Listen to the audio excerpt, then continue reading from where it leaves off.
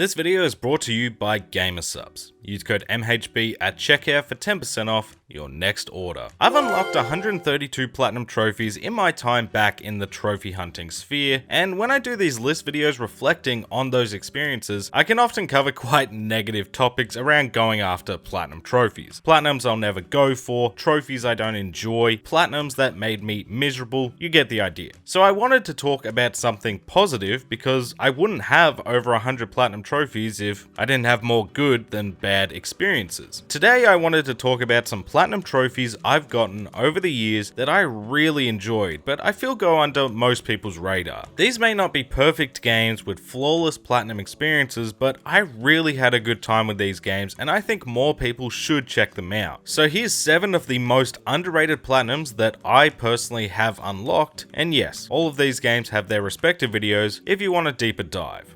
As always, if you do end up enjoying the content, be sure to like the video, comment below some more platinum lists you'd like to see next, subscribe so you don't miss out on future videos, go over to twitch.tv/MayorHairBear where we stream most of these platinum journeys live, or Mayor Plays in case you can't catch the streams but still enjoy hours and hours of content. But plugs aside, let's get this video started with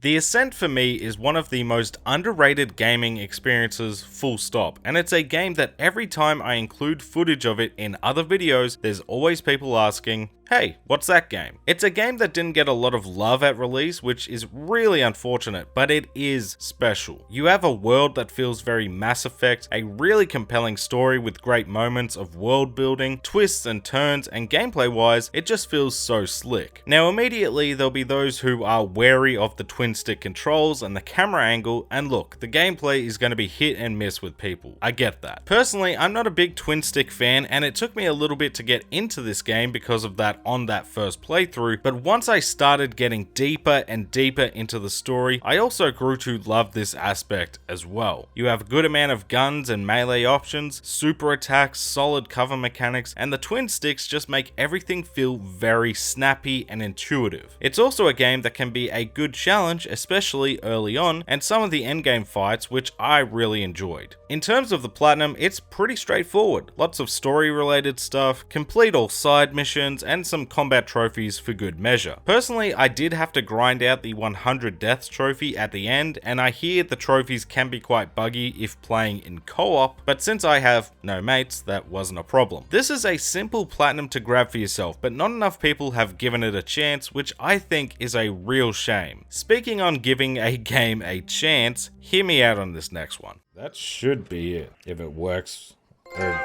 Yes! Fuck yeah, Merciless. Congratulations, we got it. We're not having that scene in the plat thing. I can't have it. Now this one is highly dependent on a single factor. Do you enjoy the Saw franchise? If the answer is no, well, skip to the next game in this video because this game isn't going to change your mind. But if the answer is yes, I think you'll have a great time with the first Saw video game if you can stomach the asking price nowadays. PS3 collecting is really getting out of hand quick. Personally, I am a huge Saw fan and have always had a soft spot for the first game. That by no means makes this a perfect game. In fact, it's about as average, even below average in some instances, as it comes. But it is a game I have a lot of fun with, and that was still the case when I revisited the game last year. Yes, the combat is clunky. Yes, some of the traps are hilarious when the puzzle solution doesn't match the intensity of certain moments. And yes, it's hilarious by accident. But it's just got this charm about it. It truly is a game I'd classify as a guilty pleasure because I know it's not great, but I can't help but love it. But the reason it ends up on the underrated platinums is because the platinum on offer here is an absolute gimme. It's 10 hours at most, mostly revolves around getting kills with each makeshift weapon, and outside of some wonky stomp mechanics and quickly loading into your last save to get both endings, this is something that should be obtained just by beating the game. If you're looking for a quick platinum to add to your collection and have an affinity for the Saw franchise, written by the original creators as well, which is awesome, I'm telling you this needs to be on your to-do list. But Saw admittedly is a bit more niche, so let's let's talk about a seemingly forgotten entry in a massively popular franchise. Impressive, most impressive, and the platinum, the chosen one. And that is LEGO Star Wars 3 The Clone Wars in the books. That's right, we're sticking with the PS3 because LEGO Star Wars 3 The Clone Wars needs to get talked about more. This is a game that I only played for the first time around this time last year when I was going for all the platinums in the LEGO Star Wars series, and yes, I know LEGO Star Wars 2 now has trophies and we'll be getting that platinum soon. But LEGO Star Wars 3 is a game I missed out on at release, and when I finally played it, it genuinely shocked me with how good it is. No more rehashing the same episodes game to game.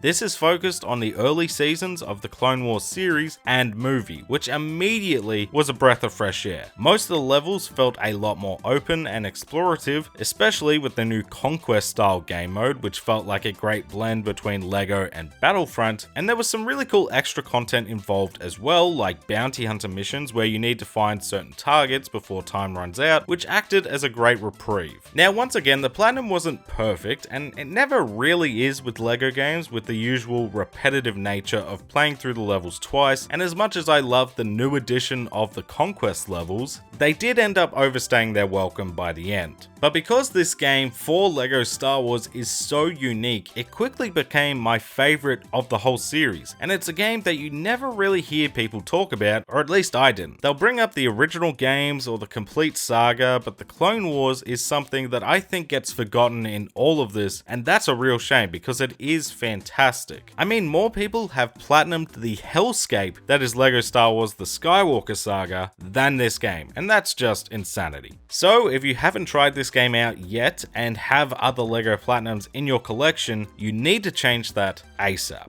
This next game though is another entry in a long-standing series that has never really grabbed me until this game. Yo. No surprises.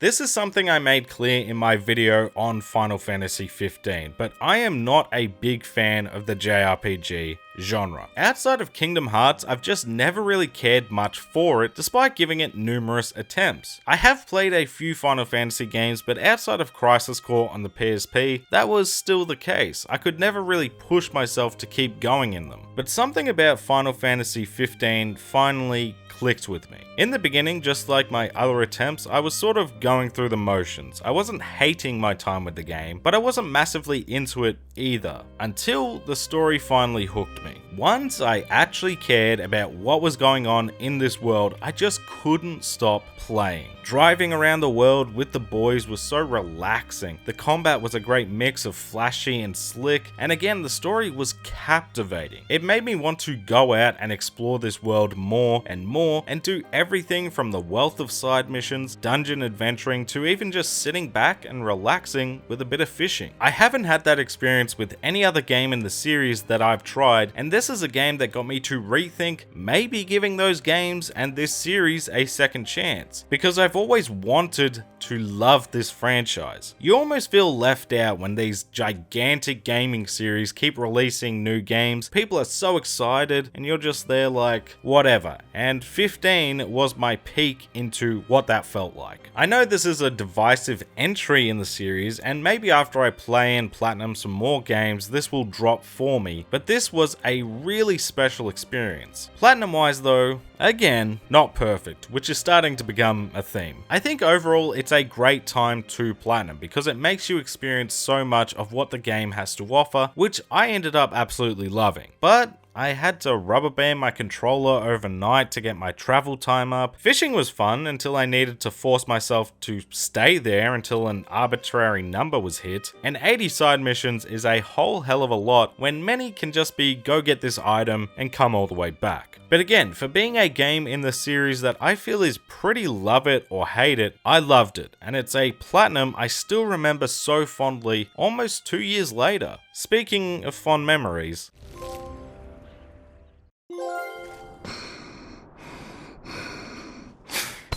Deathloop was a game that I didn't understand the hype for at all at release. I am a huge fan of Arcane's games, but when I picked up Deathloop at launch, I could only stomach a few hours before I threw in the towel and just moved on. It didn't grab me like Dishonored or Dark Messiah, for instance, and yet the game was receiving all these awards. I was confused, and so I eventually decided to give the game another shot, and I'm so glad I did. Now, is this an underrated game? That depends what part of the internet you're stuck in. I mean, awards speak for themselves, but I find this game is another love it or hate it type game because I know plenty of people who just did not enjoy Deathloop as longtime Arcane fans. So as someone who has been on both sides of the fence, to me, I find this game to be underrated, but especially in the trophy hunting community, I think more people need to get this platinum because it's still in my top 10 and I've gotten 88 platinums since then. Deathloop is a Groundhog Day style game where you have a single day to eliminate all your targets, and as you play the game more and more, you'll learn what order you need to kill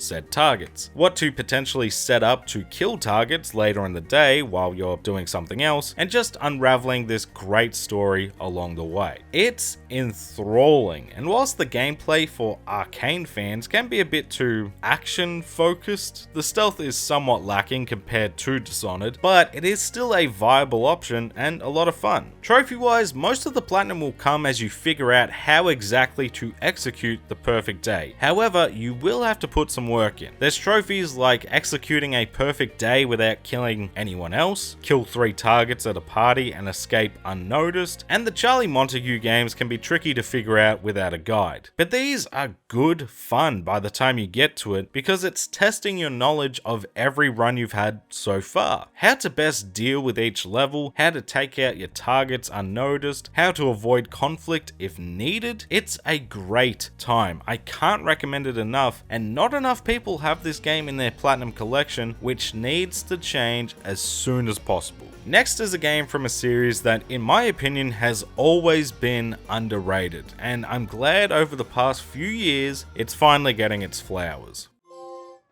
Hey, there we go. Motor Museum, Car Thief #1, the original gangster. That's Mafia's platinum trophy in the books. I've been someone who has loved the Mafia series since I played the original game on the PS2 back in the mid to late 2000s, and that was only further cemented when Mafia 2 released. I loved these two games, and no, I don't count Mafia 3, to me it doesn't exist, and was one of my biggest gaming disappointments, but I'll save that story for another day. The first two games were fantastic, and for so long I felt they never truly got the flowers they deserved because, if nothing else, these games were like a playable version of Goodfellas or The Godfather. They are incredible stories, and people finally got to experience that and finally praised the series with Mafia Definitive Edition, a much needed remake of the original that just takes the game to a whole new level. And this was a special game to finally re-experience. The cutscenes and direction was so movie-like, the story was instantly captivating, the gameplay felt really smooth, which was a huge knock on the original game, and it was just a pleasure to play from start to finish. In terms of the platinum though, a bulk of the trophies are earned for playing the story on the hardest difficulty, which immediately makes people think, what about the race? Don't worry about that. It is tough, don't get me wrong, but it's not impossible. It takes practice, but also if you can make sure you're sitting in around 4th place during the first crash, every car in front of you will eventually also crash. Outside of the race though, classic difficulty is no stress at all. Unfortunately, Mafia does have a big trophy pet peeve of mine,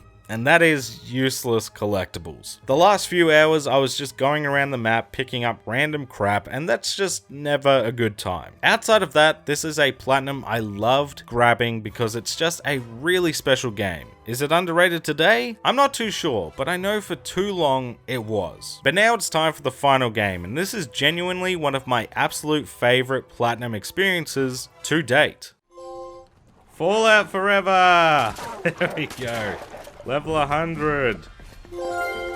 And there's the platinum trophy. Let's frickin' go, dude. Woo-wee! Hear me out on this one, okay? I know the narrative is still Fallout 76 bad, and even if it isn't, how Bethesda released the game is irredeemable. It was a game with a disastrous launch that I experienced firsthand. I played it day one and it was an absolute mess, and one of the biggest disappointments for me in 2018 as someone who loves the Fallout series. I went into the platinum for Fallout 76 wanting to see if the game had improved, but expecting to still think the game was awful. To play the game and have a look how miserable this is type of experience, but that was not the case at all. In fact, the game hooked me in almost immediately. I've said this a few times, maybe not in videos, but definitely streams, that this is one of my favorite platinum experiences simply because of how many people got invested and involved along the way. I started Fallout 76 fully expecting to play pretty much by myself. Maybe get a hand with a few of the PvP trophies, but that was about it. However, very quickly, more and more people just